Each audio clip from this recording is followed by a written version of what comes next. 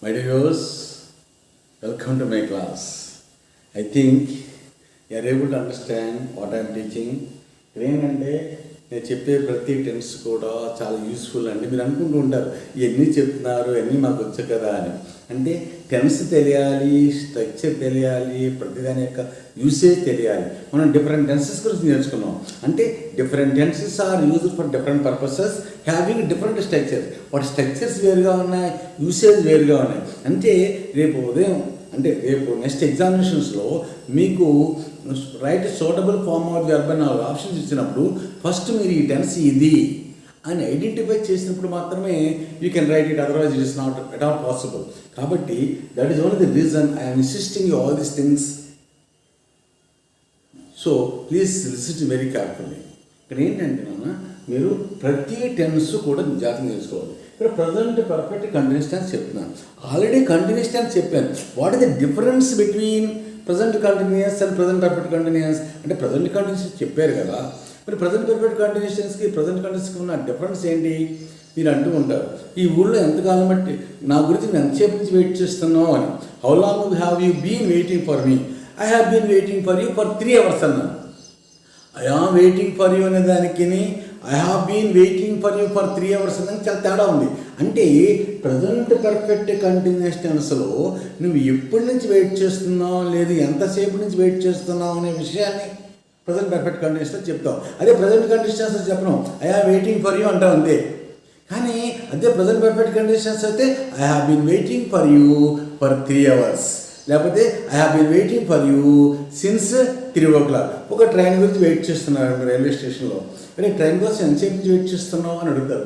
ఎంతసేపటి నుంచి అంటే how long have you been waiting for the train? I have been waiting for the train since 2 o'clock. Suppose అప్పుడు 5 o'clock అయిపోయింది అనుకోండి, for 3 hours అని చెప్తూ ఉంటాం. అందుకని ఇక్కడ ఏంటంటే టైం ఎలిమెంట్ అనేది చాలా ఇంపార్టెంట్. టైం ఎలిమెంట్ ఏంటంటే ప్రారంభించిన టైం నుంచి ఇప్పటి వరకు జరిగిన టైం కానీ, లేదా ప్రారంభం టైం చెప్పడానికి కానీ 2 రకాలుగా చెప్తాం. దాని గురించి వివరణ మీకు సిన్స్ అండ్ ఫర్ గురించి మీకు మన ఛానల్ సబ్స్క్రైబ్ చేసుకుని ఉంటే, లేకపోతే సబ్స్క్రైబ్ చేసుకోండి. క్లాస్ నెంబర్ 20లో usage of since and for, అంటే సిన్స్ని ఎట్లా వాడాలి, ఫర్ని ఎట్లా వాడాలి, అంటే టైం ఇక్కడ ప్రజెంట్ పర్ఫెక్ట్ కంటిన్యూస్ టెన్స్లో ఈ సిన్స్ ఎట్లా వాడతారు, ఫర్ ఎట్లా వాడతారు అనేది క్లాస్ నెంబర్ 20లో నాకు చాలా డీటెయిల్గా చెప్పడం జరిగింది. మరొకసారి మీ గురించి చెప్తాను.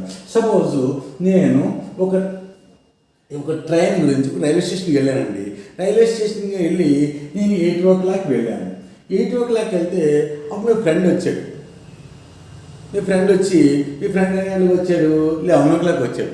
ఇలా ట్రైన్ గురించి వెయిట్ చేస్తున్నావా, ఎంతసేపు నుంచి వెయిట్ చేస్తున్నావు అని అడిగితే I have been waiting for the train since 8 AM, అంటే 8 AM నుంచి వెయిట్ చేస్తూ ఉన్నాను అని అంటాడు.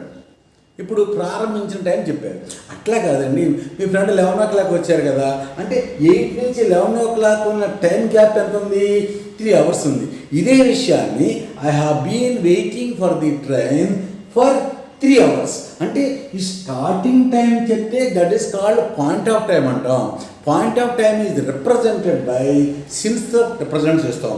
కాదండి, ప్రారంభించిన టైం నుంచి ఇప్పటి వరకు ఉన్న టైం మనం లెక్కలో తీసుకున్నట్లయితే దాన్ని ఫర్దర్ తీర్చుకుంటాం. అంటే పీరియడ్ ఆఫ్ టైం అంటే అర్థంగా మీకు, అంటే ప్రారంభించిన టైం నుంచి ఇప్పటి వరకు. సపోజ్ నేను ఈ స్కూల్లో 10 సంవత్సరాల పాటు పనిచేస్తున్నాను అన్నాను. అంటే 10 సంవత్సరాలు ఎప్పుడైంది?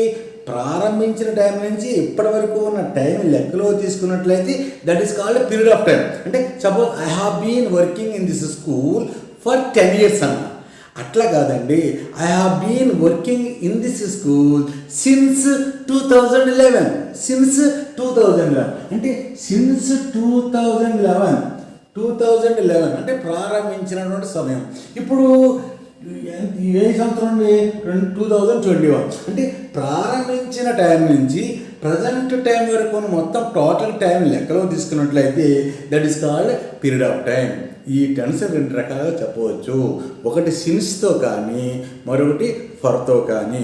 సిన్స్ అంటే అర్థం ఏంటంటే ప్రారంభించిన సంవత్సరం, ప్రారంభించినటువంటి నెల, ప్రారంభించినటువంటి గంటని చెప్పినట్లయితే సిన్స్. అప్పటి నుంచి ఇప్పటి వరకు ఉన్నటువంటి గంటలు కానీ, డేస్ కానీ, వీక్స్ కానీ, మంత్స్ కానీ, ఇయర్స్ కానీ లెక్కలో తీసుకున్నట్లయితే that is called period of time. Okay, I think mate have understood.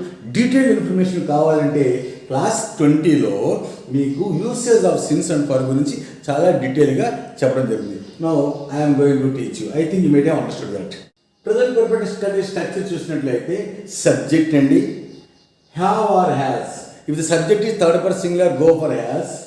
And been, V4 means present participle of the verb. The verb which contains ing form is called present participle of the verb. Go, going, do, doing, writing like that. Object or complement plus time element. Time element గురించి చెప్పాను కదా ఇప్పుడు, since కానీ for కానీ. అంటే since is used for point of time, for is used for period of time. Okay, ఇప్పుడు this tense is used to express an action that began at some time in the past. అంటే గతంలో start అయ్యి and ఈ still continuing, ఇప్పుడు కూడా జరుగుతూ ఉన్నట్లయితే then we can use this. Suppose నేను 8 o'clockకి రైల్వే స్టేషన్కి వెళ్ళా, ఇప్పుడు టైం 11 అయింది. అయితే నేను ఇంకా ట్రైన్ కోసం వెయిట్ చేస్తూనే ఉన్నా, అంటే గతంలో స్టార్ట్ అయింది. ఎప్పుడు స్టార్ట్ అయింది? 8 o'clock. అంటే I have been waiting for the train. Time element since 8 o'clock or అప్పటి నుంచి ఇప్పుడు టైం లెక్కలో తీసుకోవడం ఫర్ 3 hours. నెక్స్ట్ ఏంటంటే ఎగ్జాంపుల్ చూద్దాం. ఇక్కడ చూడండి, టైం ఎలిమెంట్ అంటే since denotes point of time. అంటే సిన్స్ అనేది పాయింట్ ఆఫ్ టైం చెప్తుంది. పాయింట్ ఆఫ్ టైం అంటే బిగినింగ్ టైం అని చెప్తుంది. అది ఇయర్ కావచ్చు, మంత్ కావచ్చు, డే కావచ్చు, టైం కావచ్చు. అట్లాగా ఫర్ అనేటువంటి preposition denotes period of time. అప్పటి నుంచి ఇప్పటి వరకు ఉన్న టైం లెక్కలో తీసుకున్నట్లయితే that is called period of time. ఇక్కడ చూద్దాం కొన్ని examples. Mister Ganesh has been working in this office for 6 years. Ganesh ఈ ఆఫీసులో 6 సంవత్సరాల పాటు పనిచేస్తూ ఉన్నాడు. 6 years. అట్లా కాకుండా ఇది ఫర్ 6 years మానేసి సిన్స్ 2005 అన్నా ఉంటాయి. అంటే 2005 అంటే ప్రారంభపు టైం చెప్పాం. ఇక్కడ ప్రారంభపు టైం చెప్పిన వరకు కూడా టైంని లెక్కలో తీసుకుని ఫర్ 6 years అన్నాం. అంటే you can write down for 6 years or since 2015. ఈ రెండింటిలో ఏదైనా రాసుకోవచ్చు. ఓకే, నెక్స్ట్ మీరు ఎగ్జాంపుల్ చెప్తాం. It has been raining heavily. చూడండి, ఇట్ హ్యాస్ అంటే ఇట్ థర్డ్ పర్సన్ సింగులర్ కాబట్టి హ్యాస్ బీన్ రైనింగ్ హెవీలీ అంటే వర్షం కురుస్తూ ఉంది. ఇప్పుడు సిన్స్ దిస్ మార్నింగ్, ఈ ఉదయం నుంచి వర్షం కురుస్తూనే ఉంది. ఫర్ ఎగ్జాంపుల్ ఇప్పుడు టైం ఉదయం 9 o'clock అయింది అనుకోండి, ఉదయం 6 గంటలు. ఇప్పుడు ఏమవుతుంది? 9 అయింది. అంటే ఫర్ 3 hours. అంటే సిన్స్ దిస్ మార్నింగ్ అనవచ్చు, ఆర్ ఫర్ 3 hours అవ్వచ్చు, or since 6 AM, or since ఇక్కడ అంటే సిన్స్ 6 AM, ఆర్ ఇప్పుడు టైం 9 o'clock అయింది అనుకోండి, ఫర్ 3 hours అనొచ్చు. అట్లా కాకుండా they have been building the barrage. ఇక్కడ మనకు బ్యారేజ్ కడుతూ ఉంటారు, అర్థమైందా? Barrage for 5 years. 5 సంవత్సరం బట్టి కడుతూ ఉన్నారు, అంటే ఇంకా కడుతూనే ఉన్నారు. ఫర్ 5 years అనొచ్చు. లేకపోతే సిన్స్ 2016. ఇది 2021 కదండి. అంటే 2016 నుంచి 2021కి మనం లెక్కలో తీసుకున్నట్లయితే that is called 2016. Okay, she has been maintaining this restaurant. She subject has third person singular కాబట్టి been maintaining this restaurant since her husband's death. భర్త పోయినప్పటి నుంచి ఆమె మెయింటైన్ చేస్తుంది. అదొక ఇన్సిడెంట్ అనమాట. అంటే ఒక డే కాదు, డేట్ కాదు, ఏమీ కాదు, ఒక ప్రారంభపు టైం. లేదు, ఆ భర్త పోయి 10 సంవత్సరాలు అయిందనుకోండి, ఫర్ 10 years. ఈ రకంగా మనం ఈ యొక్క వీటిని రాయొచ్చు.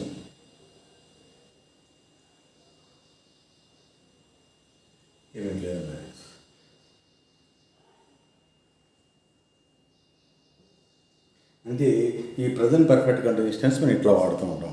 మీరు ఏం చేస్తారు? చాలా జాగ్రత్తగా దీన్ని ఒక ఎగ్జామినేషన్లో ఎలా అడుగుతారనేది ఒక ఎగ్జాంపుల్ చేసి చూద్దాం. Okay, now please copy this and concentrate more on class number 20 మీద కాన్సన్ట్రేట్ చేయండి.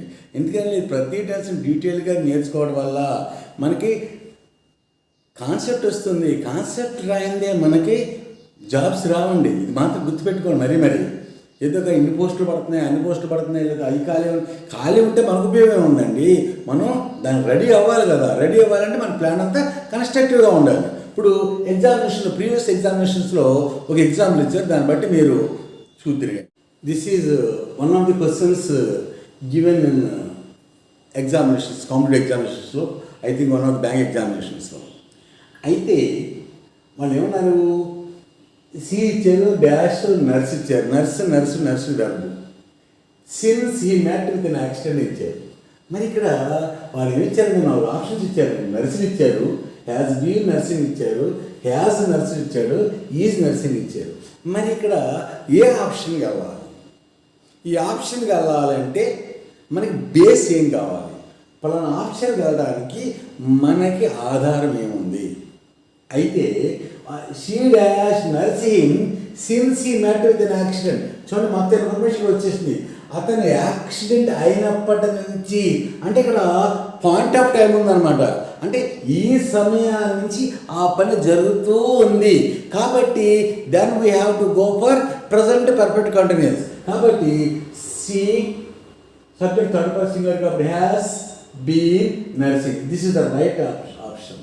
ఇక్కడ నర్సింగ్ అంటే పాసెన్స్ అయిపోయింది. ఇది ఇక్కడ సిన్స్ అనేటువంటి టైం ఎలిమెంట్ ఇచ్చాడు, అప్పటి నుంచి ఆ పని జరుగుతూ ఉంది అనేటువంటి అర్థం వస్తుంది. కాబట్టి దిస్ ఇస్ రాంగ్. ఇక్కడ హ్యాజ్ నర్స్డ్ అంటే ఇక్కడ టైం ఎలిమెంట్ సిన్స్ ఇచ్చారు కాబట్టి ప్రజెంట్ పర్ఫెక్ట్ కాదు. ఈజ్ నర్సింగ్ అంటే ఇప్పుడు ఎంతకాలం బట్టి అనేది ఈ ఆప్షన్ క్లోజ్ అవుతుంది కాబట్టి ఇది కూడా రాంగ్ అవుతుంది. అంటే ఈ ఆప్షన్కి మనం వెళ్ళాలి అన్నట్లయితే కొంత ఐడియా మనకి రావాలి. అదేంటంటే పాయింట్ ఆఫ్ టైం కానీ పీరియడ్ ఆఫ్ టైం కానీ represented by either since or for, you can easily understand that action has started in the past and still is going on. Whenever you find actions like that in the examination, you had better go for present perfect continuous. Its structure is subject have or has plus been plus before. If you write this, then only this is correct. B is the right option. B is the right option. మీకు అర్థమైందండి. అంటే దీనికోసమే ప్రతి tense కూడా డీటెయిల్గా చెప్పడం జరుగుతుంది. కాబట్టి very soon I'm going to start active voice and passive voice. మీరు ప్రతి టెన్స్ మీద అవగాహన లేనిది యూ కెనాట్ డూ ఎనీథింగ్. అర్థమైందండి. Try to follow and read the usages, structures and other things. It will be more helpful. If you are interested, subscribe my channel, share it and like.